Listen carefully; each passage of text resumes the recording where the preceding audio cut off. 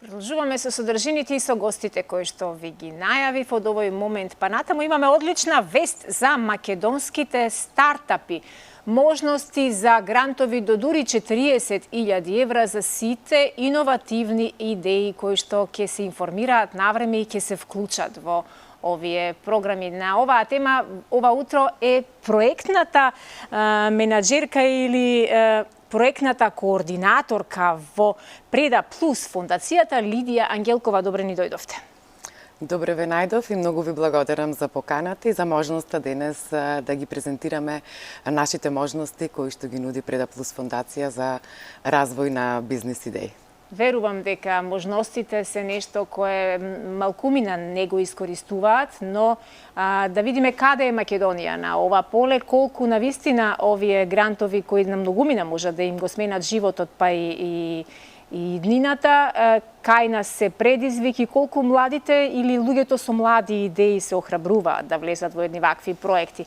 Ајде за почеток, кажете ни прво што е Преда Плюс фондацијата, со што се занимава изминативе 13 години? Фондација Преда Плюс всушност е фондација која што работи на одржлив економски развој.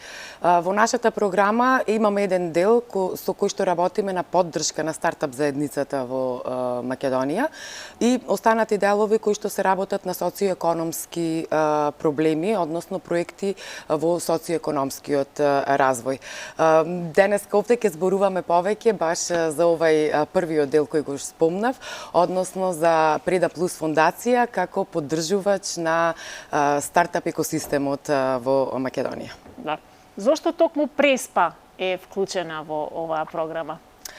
Преспа во оваа програма е вклучена можеби како некој логичен след на сите оние стартап програми што претходно се реализираа во овие неколку години. Всушност ова е 6-та стартап програма која што Преда Плюс фондација ја реализира и низ изминатите години се реализира генерални стартап програми, односно кои што не биле фокусирани на одредена тема, со тоа што минатата година првпат се реализираше стартап програма која што беше фокусирана на финтек, односно на стартап решенија во финансиската индустрија и оваа година решивме таквата програма, затоа што имаше, можам да речам, добар интерес и добар успех, фокусирана таква програма, да ја реализираме и во областите на земјоделско-прехранбената индустрија и одржливиот туризам. Низ нашите програми досега поминале околу 109 индивидуалци, односно предприемачи, предприемачки, и сме развиле отприлика околу над 70 бизнис идеи и она со што можеме да се пофалиме е дека за овие стартапи сме дале грантови од околу 26.000 евра, тоа се сид фандинг, значи почетно финансирање.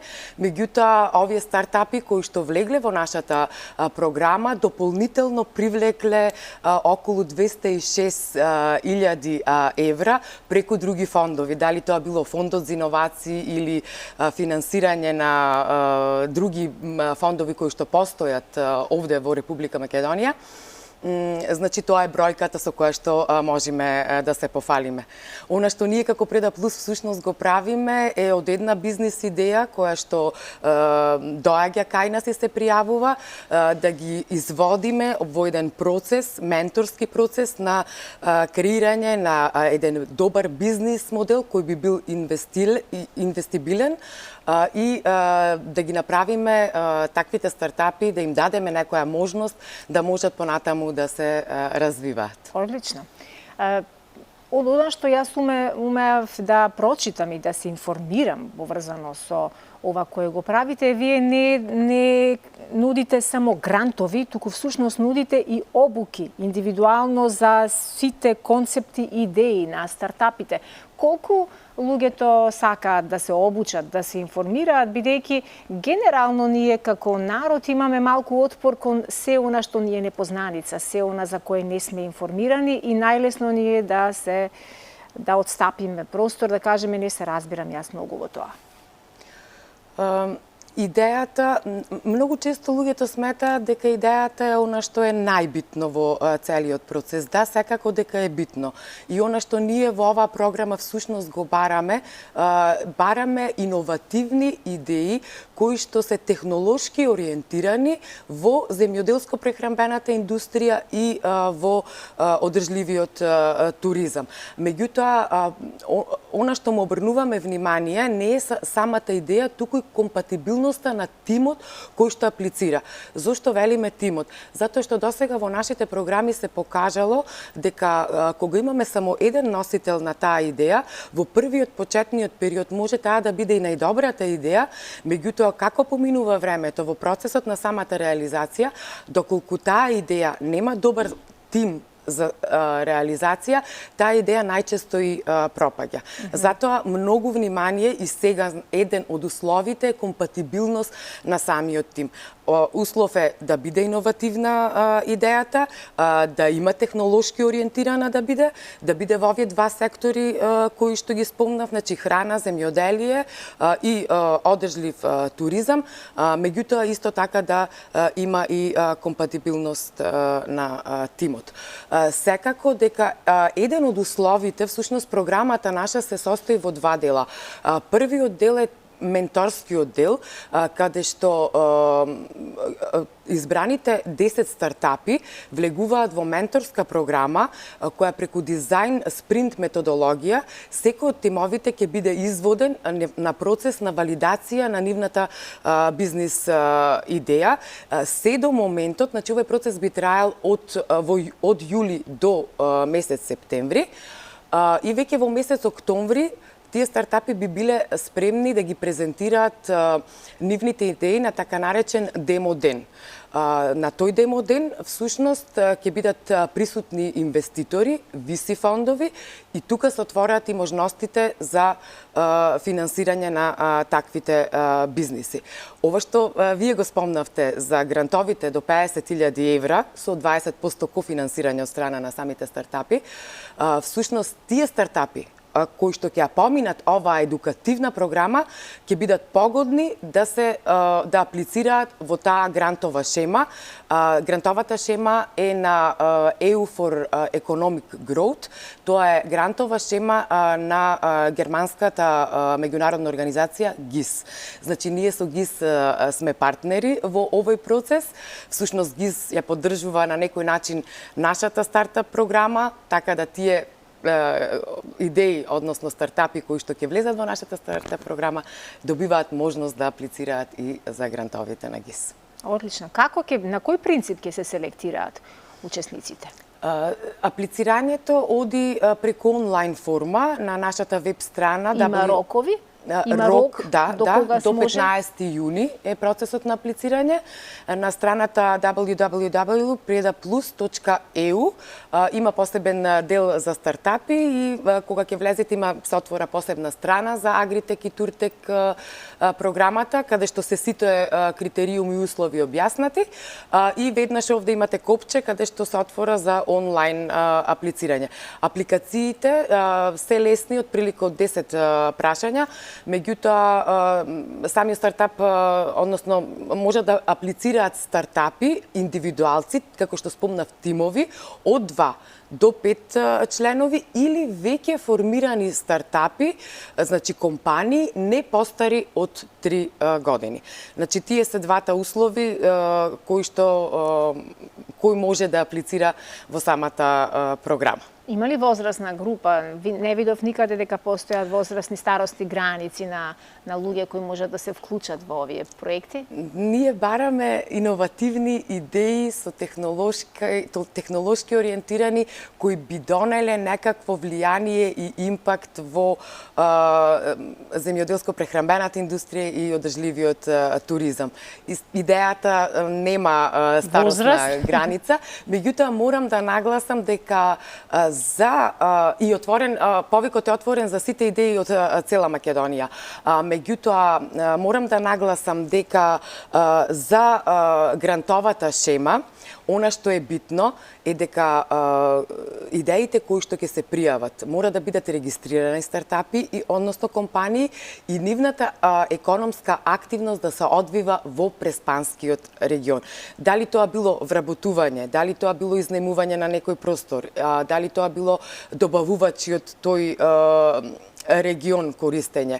И исто така, грантовата шема има и еден друг услов, идеите кои што доаѓаат да имаат бенефит за целните групи, односно целните групи се тука повеќе млади, маргинализирани и жени, да речам, се поддржуваат повеќе тие целни Па групи. жени, што чекате? Значи, еве конкретно нешто да имаат предност некаде и жените. Навистина сега тука и ме поттикнавте и мене, бидејќи јас околу себе имам жени со одлични идеи, но некако сите не наоѓаме баш многу време за да тие идеи ги донесеме до точка на можна реализација, но еве 15 јуни па и не е толку многу блиску. Имаме време доколку тие жени малку се покренат.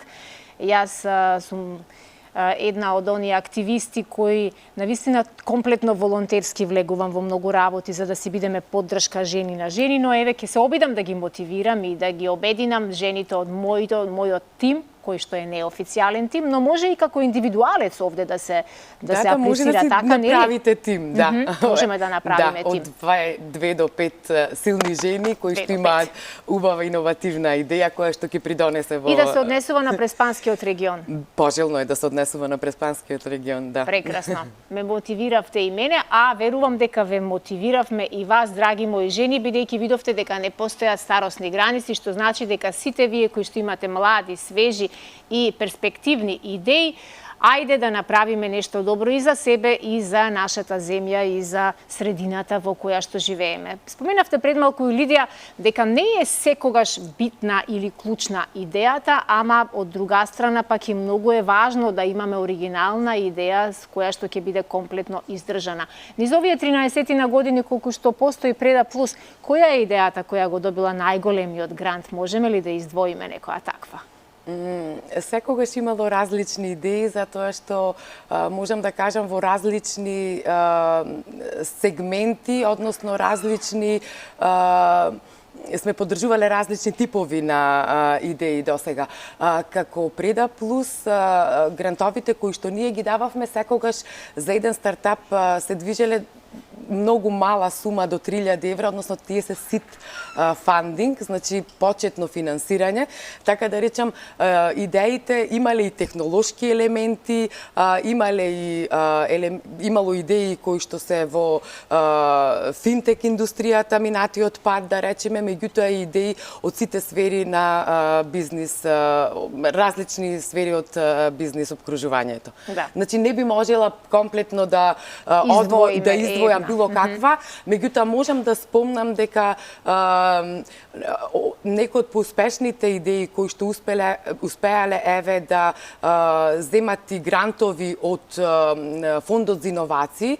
Едната идеја е идеја на многу млади ентузијасти од Факултетот за информатичко општество, морам да го спомнам Бинтер. Тоа е една платформа која што ги поврзува работодавачите и студентите и оние барателите на пракса или работа.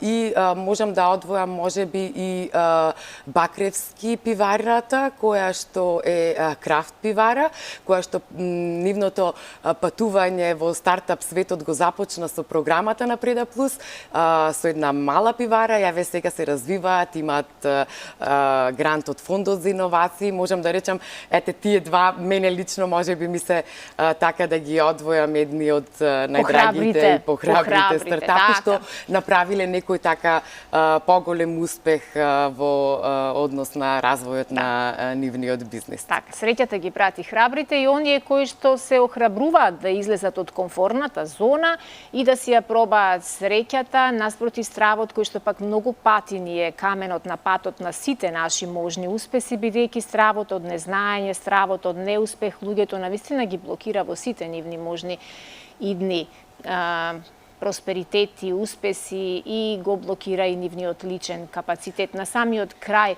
сакам да ве прашам, Лидија, колку ние македонците се охрабруваме да влеземе во нешто и да си ја пробаме среќата, бидејќи секојдневно вака слушам дека многу европски пари неискористени се враќаат назад заради тоа што ние навистина можеби сме малку инертни, можеби сме малку и неинформирани, па и мрзливи, но има ли вистина во тоа дека многу европски пари остануваат неискористени? Има вистина и во тоа, и она што Преда Плюс се труди, ете и во овој момент, е да креираме една поддржувачка атмосфера за развој на бизниси или за развој на технологијата. Тоа не можеме да го направиме сами. Сега ова што го правиме во Преспа, морам да кажам дека партнери ни се општината. Исто така, имаме партнерски однос со општината, меѓутоа ваков развој на технологијата не би бил можен ни без така наречен knowledge hub, односно некакво знаење што сакаме ние да го донесеме во овој регион за да може понатаму да се развива, а сето тоа го правиме со поддршка секако на универзитетот. Преда Плюс веќе има официјализирано соработка со универзитетот Климент Охридски. Тука имаме веќе Битола втор IT центар со тоа што факултетот за информатичка технологија веќе има 450 студенти. Тоа е една убава сила, бројка, која што исто така и од Преспанскиот регион овде имаме студенти, така да тоа спојување на